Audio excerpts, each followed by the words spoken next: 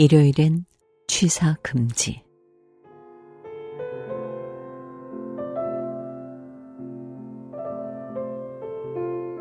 오래전부터 알고 지내는 선생님 한 분은 홀로 바람처럼 여행을 떠난 것이 수십 차례고 무슨 새마을 운동하듯 음주 가무에 열중하느라 결혼 생활 대부분 평균 귀가 시간이 새벽 2시와 3시 사이를 왔다 갔다 하는데도 거참 신기하게도 수십 년째 가정의 평화를 거뜬히 지켜내고 계신다. 평소 삶에 귀감이 되는 사례나 자세는 배우고 익혀 실천해야 한다는 모범적인 태도를 지니고 있던 터라 찬찬히 선생의 비밀이 무엇인지, 어떻게 하면 술 마시고 새벽 3시에 들어가도 다음날 웃으면서 아내에게 해장국을 받아 먹을 수 있는지 관찰했는데 얼마 전 의외로 손쉽게 그 비위의 일단을 엿볼 수 있게 되었다. 그러니까 지지난주 일요일이었다. 가져다 드릴 책도 있었고 해서 오랜만에 선생의 집을 방문했다. 앉은 자리가 길어지면 꼼짝없이 술자리로 이어질 것만 같아 서둘러 일어서려는데 사모님이 굳이 저녁을 먹고 가라며 손을 잡아 끄셨다. 못 이기는 척 다시 소파에 앉으려니 선생이 기다렸다는 듯 중국집에 전화를 넣으셨다. 오랜만에 왔는데 미안해서 어쩌나. 우리 집은 일요일엔 밥을 안 해서요. 사모님은 바로 맞은편에 앉으면서 그러나 미안한 기색은 전혀 없는 환하게 웃는 얼굴로 말했다. 아닙니다. 저도 짜장면 좋아해요. 신경 쓰실 거 없습니다. 글쎄, 이이가 신혼 초부터 일요일엔 밥을 아예 못하게 해서 그게 벌써 20년도 넘게 이어진 일이라우. 선생은 사모님과 나의 대화에는 무관심한 듯 혹은 쑥스러운 듯 계속 주문에만 열중하고 있었다. 그 모습을 보면서 나는 작은 깨달음 하나를 얻게 되었다. 오호라, 이거였구나, 이거였어. 그러니까 일요일 하루 밥을 하지 않는다는 게 여자들한텐 어떤 의미인지, 그것이 무엇을 이야기하는지 제멋대로 깨우쳐버린 것이었다. 그래서 지난주 일요일 아침 아내한테 곧장 이런 선언을 해버렸다. 앞으로 일요일엔 취사 금지야. 절대 밥하지 마. 쌀을 씻다 말고 멀뚱한 표정으로 나를 바라보던 아내는 퉁명스럽게 되물어왔다. 그럼 당신이 하게? 아니, 그냥 간단히 외식하자고. 당신도 하루쯤 쉬어야지. 세 끼를 다? 나는 아내가 돈 얘기를 꺼낼 것 같아 그냥 간편하게 중국 음식이나 국수, 김밥 같은 것을 사 먹으면 된다고, 외식이라고 꼭 비싼 거 먹을 필요는 없다고 말해버렸다. 그랬더니 이런 바로 효과가 나타났다. 아내는 슬쩍 웃으면서 더 이상 아무것도 묻지 않았다. 나는 그 기세를 몰아 쌀을 씻고 있던 아내의 손을 잡았다. 오늘부터 하지 말라니까. 알았어. 그래도 이건 이미 씻은 쌀이니까.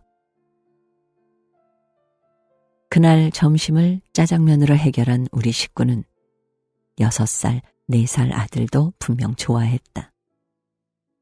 저녁 땐 다시 배달돼 온 피자 앞에 둘러앉았다.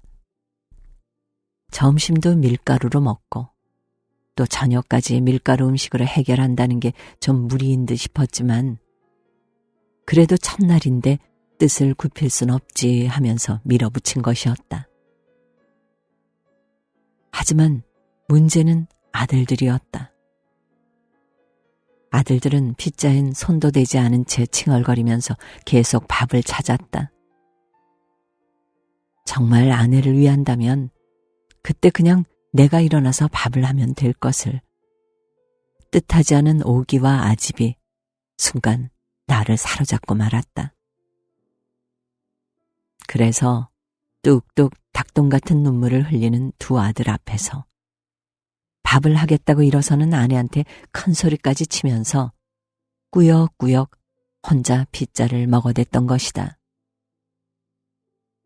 나이 40 넘게 먹고 어린 두 아들 앞에서 거참 부끄러워서 살 수가 없다. 결국 그날 밤 9시 뉴스를 할 때쯤 아내는 다시 밥을 짓고 아이들의 저녁을 챙겨주었다. 그때도 나는 큰 소리를 쳤지만 아내는 이번엔 내 말을 듣지 않았다. 당신 마음 알았으니까 20년 뒤에 나 늙으면 그때 그렇게 해줘. 나는 그런 아내의 등을 바라보면서 아무 말도 하지 못했다. 가르침은 많으나 역시나 실천은 각자의 몫인 것만 같았다.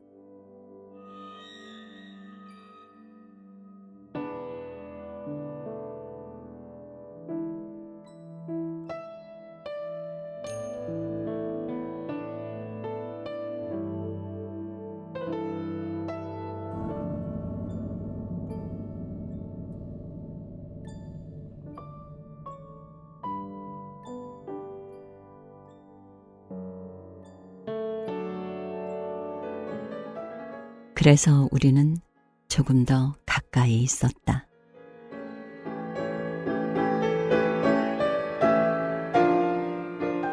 식구가 1명, 2명 늘어나니 자연 세간도 따라 불어나고 있다. 장롱도 식탁도 따로 없는 살림살이지만 대신 그 자리에 서랍장이, 책장이, 피아노가 세월 따라 하나둘 자연스럽게 들어서게 되었다. 그러자니 24평 아파트가 답답하고 어수선해 보이는 것은 당연한 일. 장롱이라도 하나 들어서면 어느 정도 정리가 될 듯도 한데 도무지 그럴 만한 공간이 나오질 않았다. 물론 그건 내 욕심 탓도 컸다. 그래도 하는 일이 글 쓰는 일인데 집에 서재는 있어야지 하는 심정으로 중간방을 모두 책장과 책에게 내주고 나니 실제로는 방 2칸을 아이들 3과 아내 그리고 나머지 세간들이 나눠 쓰고 있는 형국이 되고 만 것이다. 빨래를 개켜보지 않은 사람이 어찌 장롱의 소중함을 알 수 있으랴. 그러니까 내가 딱 그 꼴이었다. 나는 근래 들어 아내가 부쩍 장롱 하나 갖고 싶다고 말하는 것을 듣곤 그걸 곧장 지평수 늘리자는 말로 해석하고 말았다.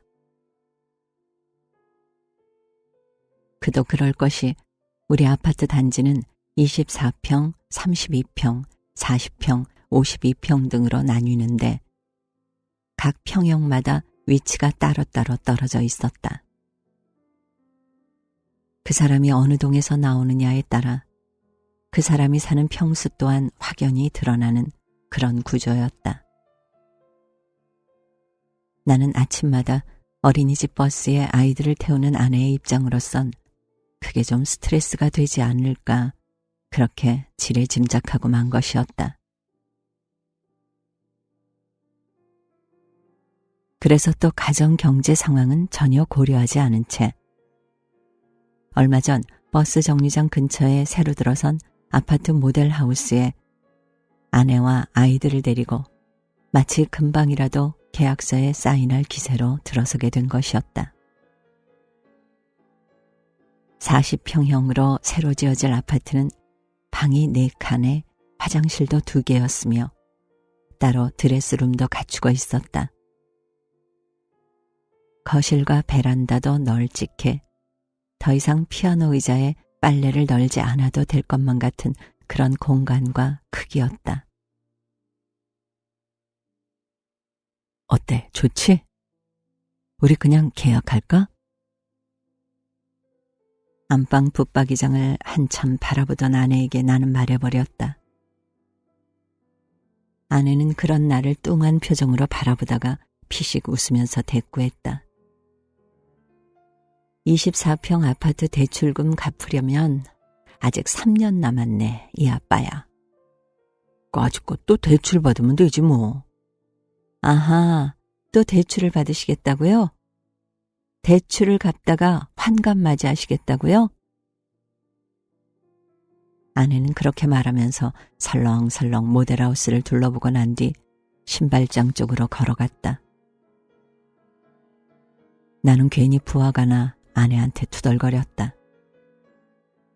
집 옮기자고 할 때는 언제고? 내가 언제 집을 옮긴다고 그랬어? 난 우리 집 좋은데. 장롱 갖고 싶다며. 그건 그냥 장롱 얘기지. 내가 혼수로 그걸 못했으니까. 나는 속으로 아차하는 마음이 들어 더 이상 아무 말도 하지 못했다. 아내는 아무렇지도 않다는 듯 아이들 신발을 신기고 한 발짝 앞서 걸어가며 말했다. 저걸 언제 다 청소하라고. 나는 말없이 죄 지은 아이처럼 그런 아내의 뒤를 터덜터덜 쫓아갔다. 그날 밤 늦게 서재에서 나와 안방으로 들어가 보니 아내와 세 아이들이 침대 바로 아래 좁은 방바닥에 이불을 깔고 나란히 누워 잠들어 있었다.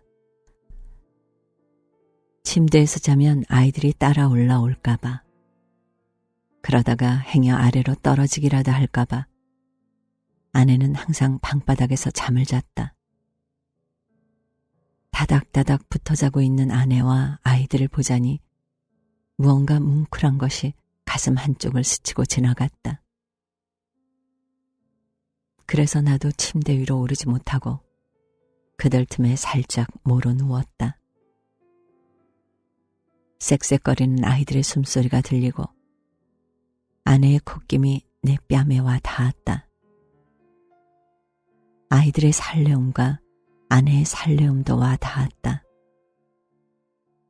누운 자리는 좁았고 그래서 우리는 조금 더 가까이 있었다.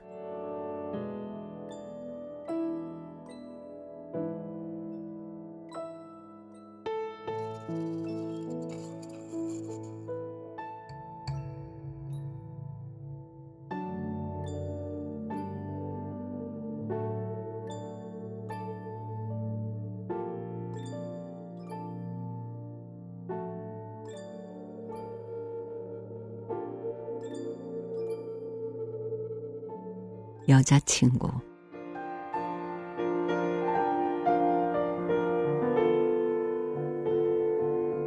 얼마 전 새로 이사 들어간 아파트 단지는 세대수가 작아서인지 몰라도 아이들 또래 친구들의 모습을 찾아보기가 힘들다. 이전에 살던 아파트는 놀이터나 공터에 나가보면 이건 마치 스머프 마을이 따로 없구나 생각이 들 정도로 고만고만한 아이들이 이리저리 뛰어다니며 알 수 없는 고함을 질러대곤 했는데 우리의 새 보금자리가 된 호숫가 근처 아파트 놀이터엔 강아지 한 마리, 길고양이 한 마리 지나다니지 않았다. 그나마 다행인 것은 큰아이와 같은 유치원에 다니는 여자친구 한 명이 바로 옆동에 산다는 것. 그리고 그 친구가 유치원이 끝나면 종종 우리 집으로 놀러 온다는 것이었다. 2번인가 그 아이가 우리 집에서 저녁을 먹고 갈 때 함께 식탁에 얼굴을 마주보고 앉은 일이 있었는데 먹성도 좋고 성격도 좋아 보이는 최지수라는 이름을 가진 여자아이였다. 엄마도 직장에 다니는 듯 주로 할머니가 아이를 유치원 버스 앞까지 배웅하는 모습을 종종 보기도 했다. 문제는 지수가 너무 열성적으로 우리 집에 놀러 온다는 것이었다. 2주 전쯤이던가 아내는 작게 한숨을 쉬며 말했다. 유치원 버스에서 내리면 곧장 우리 집으로 뛰어들어오는 거야. 나는 아내의 처지를 이해했다. 둘째와 셋째 아이 챙기기에도 정신없는 아내가 그 와중에 첫째 아이의 여자친구까지 대접하는 처지가 되었으니 나는 아내가 좀 안쓰럽게 여겨졌다. 지수 엄마한테 사정을 한번 말해보지 그래? 하지만 아내는 내 말에 절레절레 고개를 흔들었다. 지수가 놀러 오는 건 괜찮은데 내가 진짜 걱정되는 건 지수와 첫째 아이가 집에서 하는 놀이라고 했다. 아내의 말에 따르면 아이들이 집에 와서 하는 놀이란 주로 엄마 아빠 놀이인데 말 그대로 엄마 역할, 아빠 역할로 나눠 밥을 하고 아이를 돌보고 잠을 자는 놀이라고 했다. 그러지 않아도 소심한 아이가 매일 당근이나 썰고 인형 귀적이나 갈고 있으니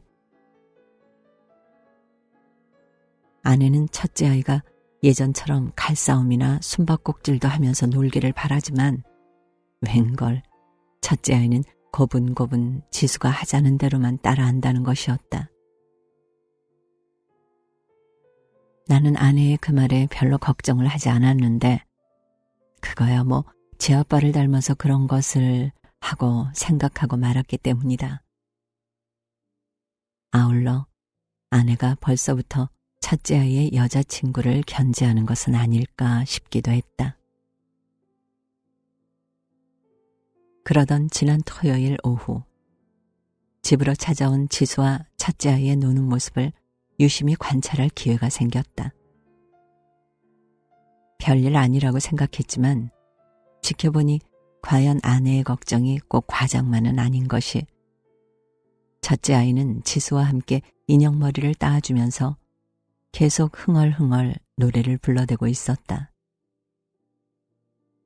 이러다간 조만간 화장까지 한다고 나설지도 모르겠군. 나는 머릿속으로 그런 생각을 하다가 무의식 중에 아이들 앞으로 다가갔다. 그러곤 예전 아이에게 장난치던 방식 그대로 레슬링 자세를 취하면서 첫째 아이의 허리를 붙잡았다.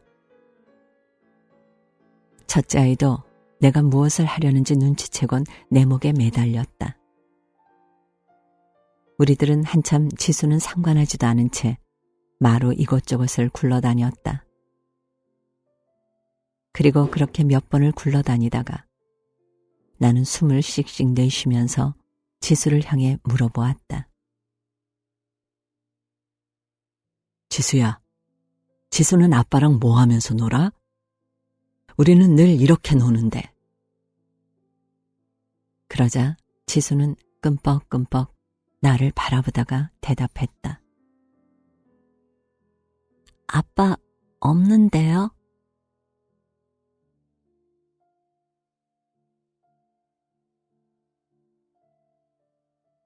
그날 나는 다시 엄마 아빠 놀이에 열중하고 있는 아이들 옆에서 때론 택배기사 역할을 하다가 또 때론 할아버지 역할을 하기도 했다.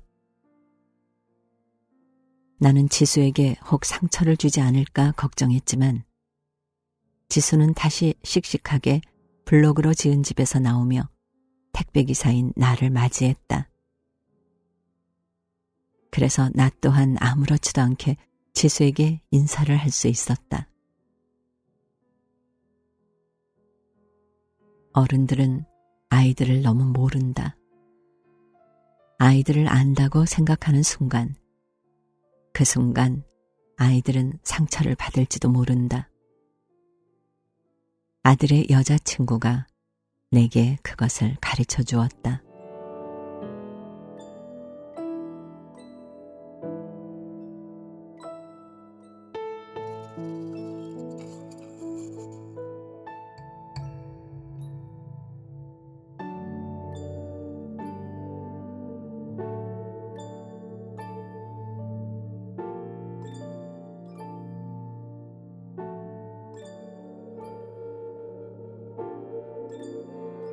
아내의 귀환.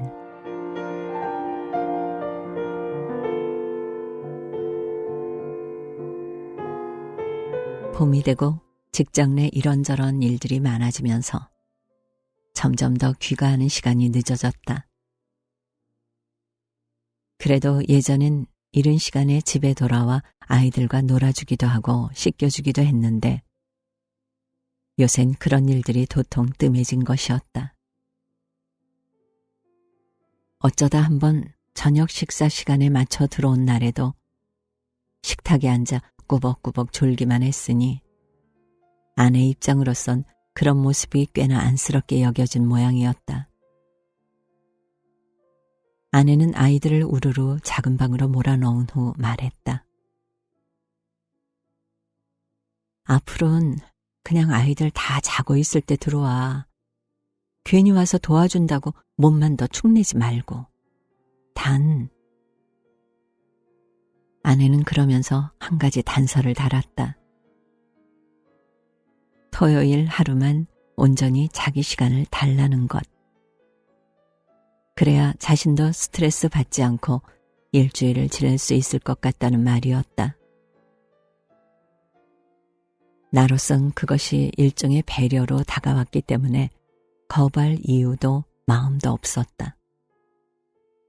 토요일 하루뿐인데 뭘. 나는 조금 미안한 마음으로 고개를 끄덕거렸다.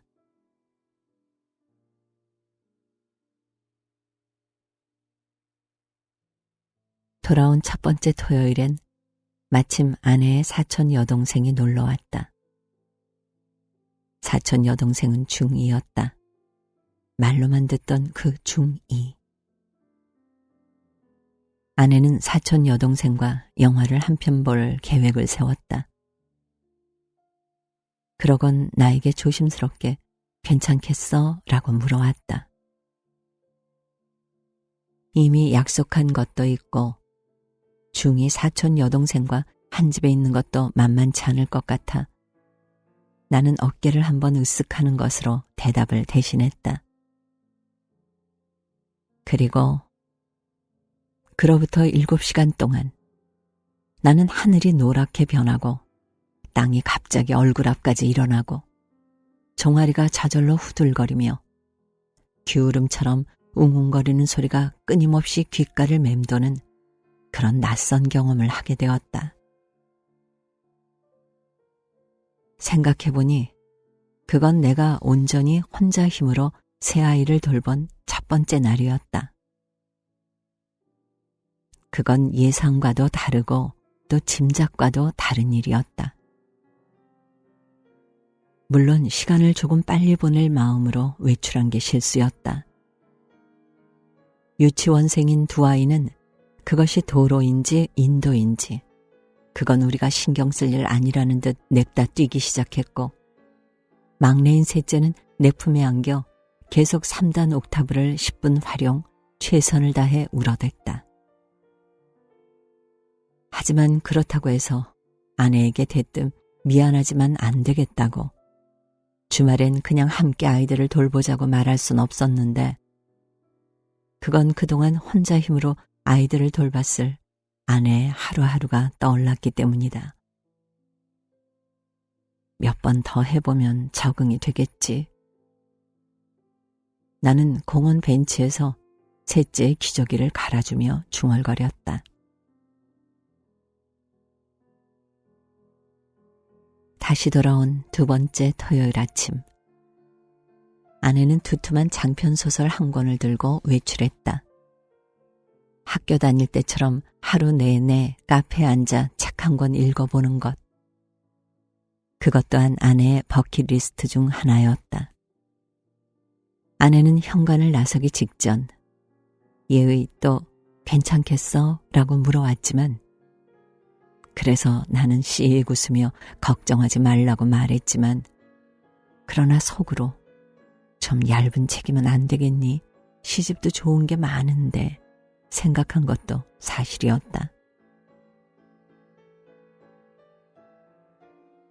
아내가 외출한 뒤 오늘만큼은 어떻게든 집에서 한 발자국도 움직이지 않고 아이들을 돌보겠다고 마음먹었지만 또 때는 따사로운 봄날이어서 아이들은 다닥다닥 거실 유리창에 달라붙어 놀이터를 가리키며 계속 애처로운 표정으로 나를 쳐다보았다. 그러니 별 수 있나. 딱 놀이터만 가기로 약속하고 밖으로 나왔지만 이내 또 하늘은 노랗게 변해가고 놀이터 땅바닥은 자꾸 눈앞으로 벽처럼 일어났다. 그런 내 사정을 아는지 모르는지 아이들은 그네를 밀어달라, 미끄럼틀에 올려달라 서로 졸라대기만 했고 그렇게 1시간쯤 지났을 무렵 등 뒤에서 막내 이름을 부르는 아내 목소리가 들려왔다. 그러지 않으려고 했는데 그 순간 갑자기 가슴이 뭉클해지고 눈물까지 나려고 했다. 하지만 나는 티내지 않으려고 노력했다. 나는 짐짓 놀란 척 아내에게 말했다. 왜 벌써 왔어? 더 있다가 오지 않고. 그러자 아내가 대답했다. 카페에 다 애들하고 함께 온 엄마들 뿐이더라고. 그러니 내가 있을 수가 있어야지. 아내는 그러면서 막내를 안아들었다. 나는 아내 앞에 무릎이라도 꿇고 싶은 심정이었다.